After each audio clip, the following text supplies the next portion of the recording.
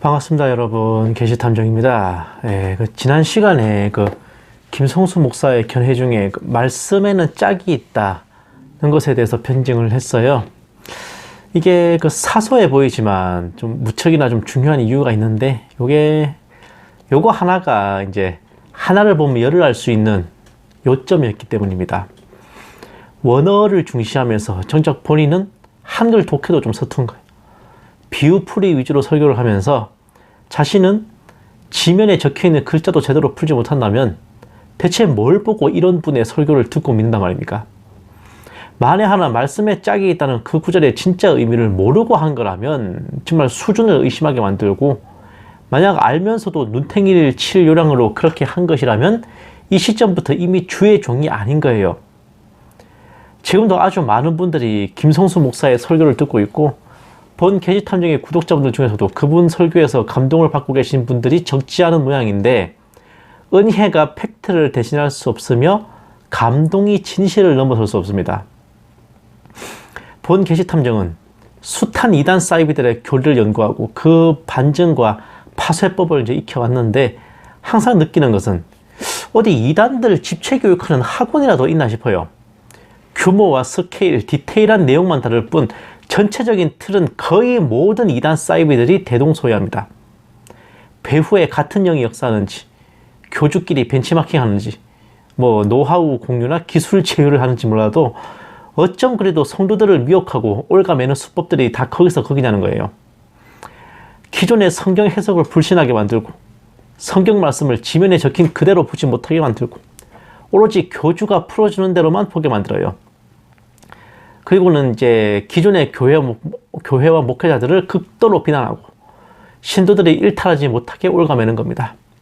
이 과정에서 교주들 대부분이 말씀의 짝, 비유풀이, 영적인 해석, 원어 어쩌고 하는데, 그렇게 함으로써 신도들은 뭣도 모르고 자기네 교주가 다른 목사들이나 교회들이 갖지 못한 참 진리를 가르치며 성경을 통달한 존재다라고 미혹되는 겁니다. 그러니 다른 목사나 타 교회의 설교는 귀에 들어오지도 않고 오직 그 교주의 설교만이 중독성 있게 꽂혀요. 거기에 덧붙여 이곳 외에 다른 교회와 목사들은 사탄의 앞잡이, 썩고 부패한 자들이라고 양념을 치게 되면 더더욱 신도들은 그곳을 이탈할 생각조차 못한 채 충성하게 되는 겁니다. 서문학교의 고 김성수 목사는 어디 다릅니까? 1번부터 4번까지 하나도 빠짐없이 다 그분이 했던 것도 아닌가요? 그러니 그 결과 또한 목사가 사망했는데도 후임을 청빙하는 게 아니라 죽은 목사의 설교만 계속해서 돌려가며 듣게 되었으니 5번도 제대로 적중하지 않았습니까? 히브리어, 헬라어, 아람어 등 원어를 남발하고 전체 문맥보다 단어 하나하나를 비유풀이하는 해석을 하고, 그러면서 마치 그 해석들이 모두 예수님을 향하는 것처럼 해가지고 자신이야말로 예수님을 전하는 참된 목사라는 식으로 스스로를 포장했습니다. 원래 의미가 뭐든 다 쌩을 까고 이것은 예수님을 말하는 겁니다, 그런 식으로 이제 호도를 했죠. 그러고 나서는 타 교회와 목회자들에 대한 부정과 비판이 극심했고, 그 결과와 열매는 신자들로 하여금 교회와 목회자를 부정하고 기존의 성경 해석들을 불신하고 기존 교회에 적응하기 힘들게 해버린 것뿐이었습니다. 김성수 목사를 존경하는 분들이야 거기서 은혜를 받고 감동을 받았다고 하시겠지만, 어느 이단이나 그쪽 나름대로 은혜와 감동을 주니까 지들 딴에 장사가 되고 영업이 되는 겁니다. 그러면서 그 감동받고 은혜 받은 영혼은 미혹되는 거죠. 총회의 이제 이단성 판정 내용도 그렇지만, 본 게시탐정이 김성수 목사의 설교를 들은 분들에게 직접 듣기로도 그분 설교를 오래 듣다 보면 굉장히 염세적인 시각을 갖게 된대요. 삶의 활력이 사라지고 좀 침체되고 무기력한 상태가 된다고 들었습니다. 아닌 게 아니라 김성수 목사 자신도 사망 원인이 자살이다, 사고다, 말은 많지만 공통된 의견은 우울증과 공황장애에 시달리고 있었다는 겁니다. 대체 큰 기쁨의 좋은 소식이라는 복음을 전하고 또 전해 들었는데, 하나님의 은혜의 말씀을 전하고 또 받았는데 어째서 이런 일이 벌어진 걸까요?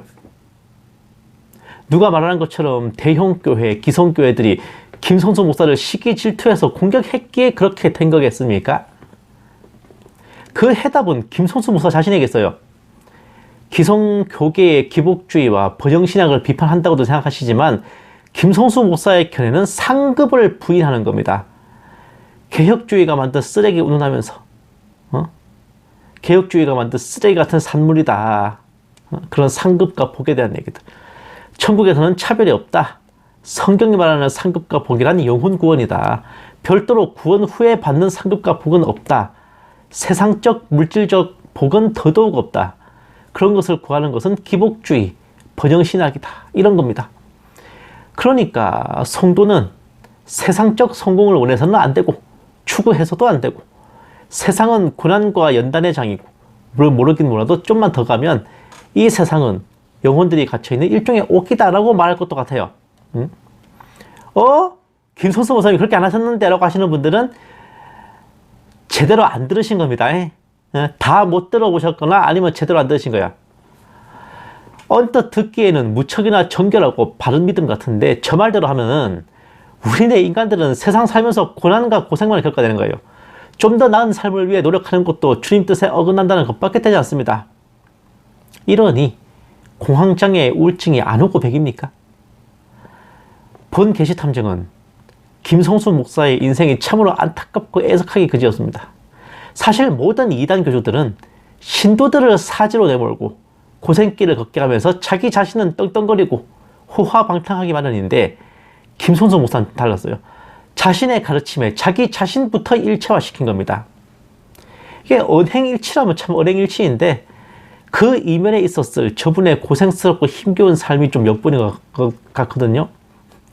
대체 저분이 마주쳤을 일상과 삶이 얼마나 고되고 고단했으면 이거는 체념을 넘어가지고 자신의 그 고통스러운 삶을 나름 성경적으로 풀어가지고 이게 주님의 뜻이 아닐까라고 생각하려 애썼고 그럼에도 그 무게를 견디지 못해 불행한 처를 맞은 게 아닐까요? 이번 방송 주제야 저분을 비판하는 거라지만은 본 게시탐정의 솔직한 심정은 정말 저분의 사인이 자살이 맞다 해도 하나님께서 그 삶을 돌아보시고 정상 참자가여서 천국으로 인도해 주셨으면 하는 바람이에요. 네가 뭘 한다고 그렇게 말하느냐라고 하시겠지만 제가 지난번 전편 제작 후에 따로 제보를 받고 전해들은 것이 있어서 그렇습니다. 김성수 목사님이 그러한 논조로 말씀을 전하실 수밖에 없었던 그간의 사정을 충분히 이해하고 진심으로 안타깝게 저는 생각하고 있습니다. 그러나 어찌됐든 팩트는 팩트로 알고 계셔야 됩니다. 하나님께 영원 천국의 복락을 약속받는 영혼 구원과 별개로 이 땅에서의 복과 상급도 명백히 존재하는 겁니다.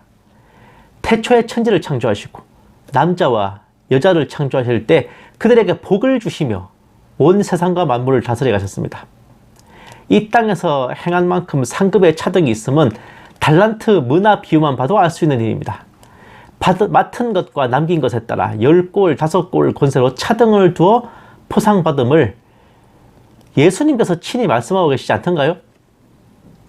일한 만큼 받는 것은 세상 이치로도 당연한 것인데 하물며 공의의 하나님이시겠습니까? 사도 바울은 성도를 일컬어 상을 위해 달려간다고 했어요. 다 함께 달려도 상반은 있는 하나라고 하면서 명백한 상급의 차등을 언급했습니다.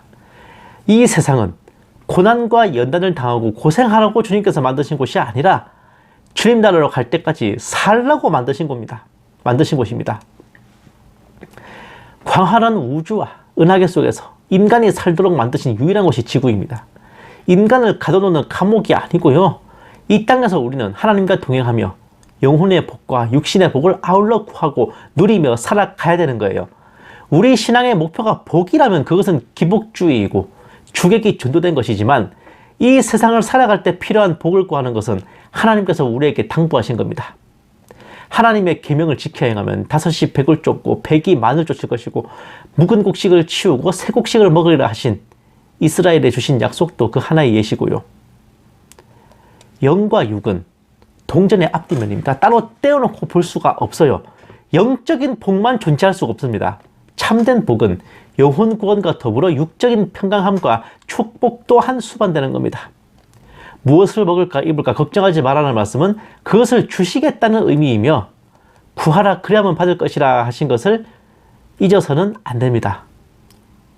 복은 하나님 백성의 필요를 채우기 위해 내리시는 은혜인데 그것을 거부하는 것은 참 믿음이 아니라요. 오히려 반역이고 반항이라는 걸 아셔야 됩니다. 하나님에 대한 일종의 단식 투쟁 같은 시위라 보시면 됩니다. 그러니 육적 물질적 복과 상급을 인정하지 않고 그런 것들을 배격하며 영혼만을 논한다면 육신이 피폐해짐에 비례하여 영혼도 쇠잔해지는 겁니다. 상급과 복을 거부하는 것은 곧 하나님을 거부하는 거예요. 경건해 보이는 배도에 지나지 않습니다. 게다가 정상적인 교회 체계를 무시하고 죽은 목사의 설교를 강단에서 틀어놓는 우상화까지 하고 있다면 어찌 이것이 정상적인 성령의 열매를 하겠습니까? 산자를 위하여 죽은 자에게 구하는 법이 어디에 성경적입니까? 네? 예레미야서 29장 11절 말씀. 여호와의 말씀이니라. 너희를 향한 나의 생각을 내가 아나니 평안이요 재앙이 아니니라. 너희에게 미래와 희망을 주는 것이니라. 데살로니가전서 5장 16절에서 18절 말씀. 항상 기뻐하라. 쉬지 말고 기도하라. 범사에 감사하라. 이것이 그리스도 예수 안에서 너희를 향하신 하나님의 뜻이니라. 구약 때나 신약 때나 택하신 백성을 향한 하나님의 뜻은 한결같았습니다.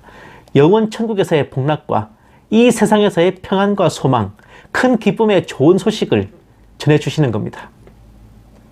영혼이 복받음은 곧 육신의 강건함과 모든 일상에서의 형통함까지 허락하시는 것이니 더 이상 허무함과 무기력함에 지쳐져 있지 말고요.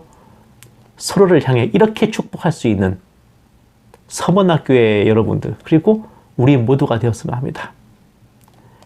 요한 3서 1장 2절 말씀. 사랑하는 자여 내 영혼이 잘됨 같이 네가 범사에 잘되고 강건하기를 내가 간구하노라. 아멘. 감사합니다. 계시탐정이었습니다.